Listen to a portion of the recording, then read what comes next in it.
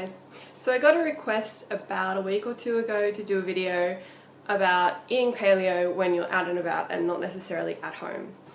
I think that it's really important to try and stick to being as paleo as possible when you're at home, because then when you leave the house, if you do cheat, it's not quite such a big deal really.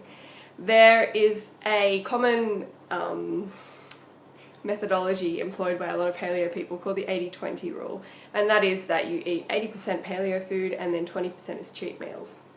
I don't personally prescribe to the 80-20 rule because I try not to have the cheat meals, because I really don't think that eating paleo is a big horrible sacrifice and that I need to cheat. However, when I do go out, I do tend to relax my rules about what I do and don't eat. And I think that that's a really important thing. Be sensible about your 20% when you're out and about. Don't eat starches, eat safe starches and eat maybe dairy or that sort of thing, and don't cheat with gluten or with corn crap. And that's really, I think, the best way of going about eating outside is don't beat yourself up too much if there's no alternative and no way to stay paleo where you are. However, with a bit of legwork and a bit of thinking, you can generally avoid being in a situation where you have to eat something that's not paleo because there's simply nothing else. I think that it is really important to always carry with you things like nuts and seeds, or even an apple or a banana, just something to nibble on and eat if you get hungry. And then if you are out for most of the day and you just can't find anything that's good, then it doesn't really matter so much. You can just get a mineral water or maybe even a fruit juice from the service station and have your nuts and seeds and your fruit and you'll be fine. And I think that if you've got something to eat all the time, then you won't be tempted to go and buy a chocolate bar, for instance, which you should really be avoiding because they're terrible. I think that having your friends over for dinner is also a really good way of socializing and sharing food with people without breaking the paleo diet. I mean, you're the one that's going to be cooking. You can put on a beautiful fiesta of food and your friends will be very impressed with you. I think that if you're visiting friends, definitely try not to organize dinners at friends' houses if they're not really into food and not really into cooking. If you know that they're gonna just order McDonald's, or if they're gonna order takeout from somewhere, rather than cooking something at home, maybe suggest that you go out to the movies instead and then go out to a restaurant. Obviously, if they are really intent on cooking for you and want to have you over for dinner, it's really easy to manipulate your friends. And by that, I totally just mean that if it's summer or late spring or early autumn, you can talk about how beautiful the weather is and how nice it's going to be, and Friday night when we're having dinner together, you know, it's forecast to be really cool and comfortable and we can eat outside. You know, do you want me to bring the picnic blanket and we can have barbecue? Barbecue is really great for hot weather because the worst thing that you're going to encounter is some sausages of questionable quality on the barbecue, but there will always be steak or something as well, and you can bring a salad and you're pretty much done. Steak and salad is probably one of the easiest ways of eating paleo out and about compared to anything. The other thing is, if it's winter and it's cold, you know, talk about how you're really excited to, you know, visit their nice warm home, and it'd be really cool if we did a roast. You know, when was the last time we had a roast? That would be really great. The worst thing you're gonna encounter if your friend puts on a roast is a few potatoes, which you will survive. I think that it's great to bring along paleo versions of the big nasties when you visit friends. The big nasties, in my experience, tend to be beverages. You know, the first thing that happens when you arrive is they offer you a soft drink or a beer, especially in Australia. And if you bring along a bottle of wine, and some big fancy wine glasses, everyone's going to want to try a fancy wine. Or alternatively, juice, mineral water, something like that. And then when they offer you a drink, instead of you being like, oh, just tap water, thanks, and they'll be like, really? No, just have some Coke or whatever. You have an alternative, even if it is just juice and it's a bit of sucrose, but you'll survive.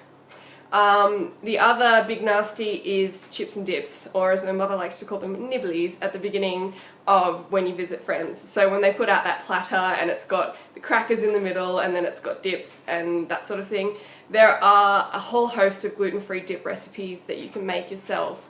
and take along on an event such as this, or you know, chicken liver pate or something, and then just cut up some carrots and use that for dipping with, and then you won't feel like the only one that isn't eating anything on the chip and dip platter. Obviously the worst offender out of everything is dessert. I think that if you're a paleo person, you should always volunteer to make dessert or offer to make dessert, because it is without a doubt the least paleo out of all of the meals. And if you can come up with something like paleo muffins, for instance, and take them with you, then that completely eliminates that problem and you can enjoy dessert with everybody else. I think that it's great to do breakfasts and lunches out with friends instead of dinners a lot of the time. If you're going out for a big breakfast, there will always be eggs and bacon, and if you take a big fruit salad and, you know, pad it out with nuts or something, then that's going to be plenty. I think that with lunches, as long as you manage to avoid the sandwiches, any kind of salad, cold meats, that sort of thing is going to work really, really well. And obviously with dinners, I mean, roasts and barbecues are definitely the easiest way of going about it. In terms of food courts, if you're out at a shopping centre, shopping mall, I think that the easiest places to go to get food that's going to be paleo is the fish and chip place.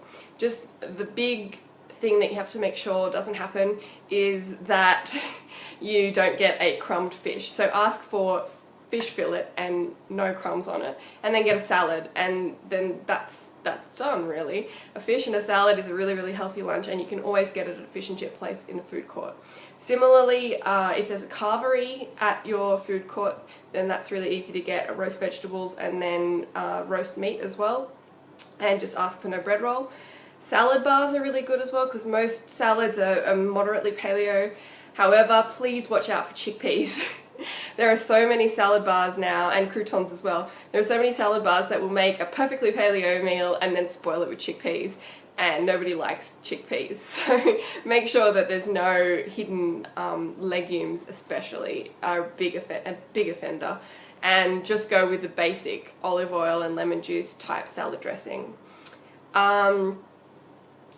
Also, you can try sandwich bars. They often do salads, and pizza places often do salads as well. If it's a gourmet pizza place, not so much your standard big box pizza chain, but a more gourmet pizza place generally does salads as well. I think that in terms of like takeaway food or like food on the go, it's generally better to just avoid them and do a bit of intermittent fasting, and, you know, pretend like you're the caveman that didn't get the wildebeest for that day and there's nothing to eat. You know, just have your banana and survive. I really don't think that takeaway food and fast food is a very good way to go. But that said, if you're in a situation where you're starving and you have to get something, my general thing that I fall back is McDonald's, because they do free-range chicken in Australia. So I always order the seared McChicken burger, which is the one without any of that crispy crap on the outside. It's just literally pan seared. I ask for a double patty, so I get 2 fillets of chicken, no bun and no sauce. So basically you end up with 2 fillets of chicken breast, and you end up with some lettuce and some tomato in a box. And it was really strange. The first time I went and I ordered it at the McDonald's drive-thru, the woman literally did not blink an eye. She was just like, yep, cool, and just did it. And I find that in a lot of the smaller places, when you ask for no bun, or you get a sandwich and you ask for, especially if you go out to a cafe and ask for a steak sandwich with no bun, you'll sometimes get weird looks. At McDonald's, apparently it doesn't elicit a weird look at all. So that's just my experience with McDonald's. Obviously, most of the patty type things in the McDonald's burgers have got wheat as a kind of binding agent for the minced patty, but with the seared McChicken burger, it's actually just a chicken breast seared, I think. There's no way to tell for sure, but obviously I'm not a regular consumer of McDonald's. In terms of eating out for dinner, restaurants and that sort of thing, I generally go for pubs. Pubs are really, really easy to get steak and salad, and I think that any traditional pub will be able to do a sauce that doesn't have any gluten in it. And make sure, because often it's the gravy that'll get you and you'll feel really queasy afterwards because the gravy had flour in it. Even though it's only a little bit and it's not enough to kind of elicit a full reaction, it's something you want to avoid. Salt and pepper on top of a steak generally works. Obviously steakhouses as well. Anything where there's a lot of meat. Try and avoid vegetarian restaurants. It's almost impossible to get a decent feed when you're paleo at a vegetarian restaurant, despite the fact that there are so many vegetarian options for paleo diet. They will always put grains or legumes into the meal somehow.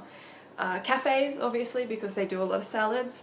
Lebanese and Japanese kind of places, because they tend to compartmentalize their food. So with Lebanese, you can generally get a kebab kind of meal, where, without the wrap obviously, where it'll be like kebabs, and then they'll have a separate section with vegetables, and then a separate little section with, you know, whatever.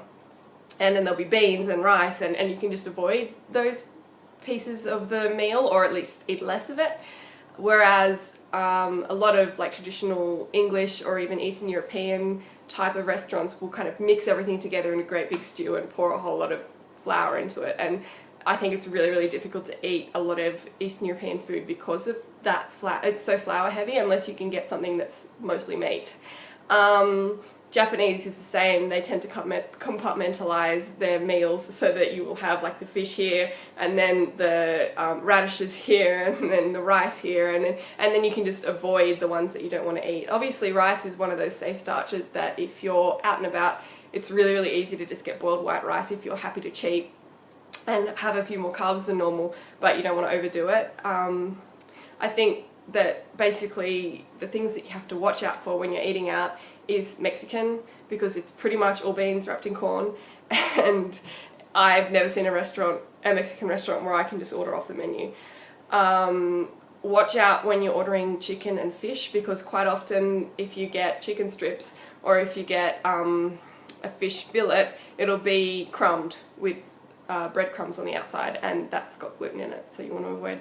Obviously sausages, because there's gluten inside a lot of sausages. When I buy sausages, I make sure that I get ones that haven't got any flour inside of them at all. I generally get things that are 100% meat, and a lot of sausages and even meat patties tend to have a lot of hidden flour in it. And obviously stuff with really thick sauces where you're like, how did they get this sauce so thick without adding flour to it? A lot of really, really good quality Thai and Indian places won't be adding gluten to the ingredients and won't be adding flour to their sauces, but you can never tell, so make sure you ask. And obviously going to restaurants, I say obviously way too much, going to restaurants where there is gluten-free marked on the menu is one of the easiest ways to avoid the worst and nastiest parts of non-paleo eating. I think that you'll always be able to get a juice or a mineral water. You'll always be able to get some kind of meat provided you're not at a vegetarian restaurant, and some kind of vegetables. Often you will have to order off the menu or ask, can I have this with that instead? A really good way of doing it is if you see that there is pasta with a side salad and you like the look of the side salad, and then elsewhere in the menu there is a steak, for instance, ask for the steak and then say, instead of getting the chips with this steak, can I please have the side salad from this other pasta meal? And if you mix and match within the menu, then they're much more happy to go with that, because they've got that salad already prepared and they don't have to specially make it for you. And obviously when you go out to the pub and you're having your steak dinner, make sure you don't get chips. Vegetables and salad are generally provided with chips, but generally it's a steak with chips and salad, or a steak with vegetables and mash. So what I do is I always ask for a steak with salad and vegetables. And I've seen people out and about in the world order a steak with mash and chips, so at least we're kind of balancing each other out on the strange people eating scale. I hope that helps you guys, and I hope that it means that you can eat out and not quite feel so guilty about all of the little indulgences and little mistakes that we make when we're eating out. It happens to everyone. I've accidentally ordered things that have been completely covered in crumbs before, or a salad that's turned out to be completely inedible because it's filled with things that I don't eat. And it'll happen to you as well. And I think as long as you're aware that it's going to happen and you'll just deal with it at the time, then you'll probably be okay. Okay guys, I'll see you in the next video. Don't forget to subscribe. Bye.